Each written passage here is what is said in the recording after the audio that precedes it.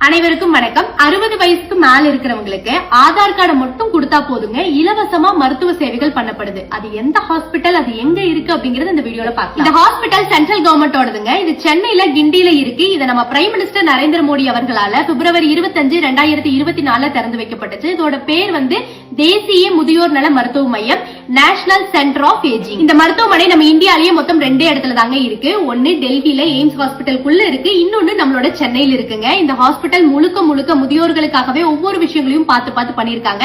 அதோட தரைப்பகுதியா இருந்தாலும் சரி, படுக்கை வசதியா இருந்தாலும் சரி, எப்பவுமே பெரியவங்க போய் அட்மிட் ஆனா 4 நாள்ங்கிறது இன்னொரு 4 நாள் எக்ஸ்ட்ரா ஆகிறதுக்கான வாய்ப்புகள் அதிகமா இருக்கு. சோ அந்த மாதிரியான நேரங்கள்ல அவங்க மைண்ட கொஞ்சம் பீஸ்ஃபுல்லா வச்சுக்கணும் அப்படிங்கறதுக்காக உள்ள ஒரு library setup, chess board, carrom board, meditate பண்றதுக்கு ஒரு யோகா ஹால் அப்படின்னு எல்லாம் சொல்லி நிறைய வசதிகள் முழுக்க முழுக்க முதியோர்களுக்காகவே இந்த ஹாஸ்பிட்டலுக்குள்ள இருக்கு. அதுவும் இலவசமா இருக்குங்க.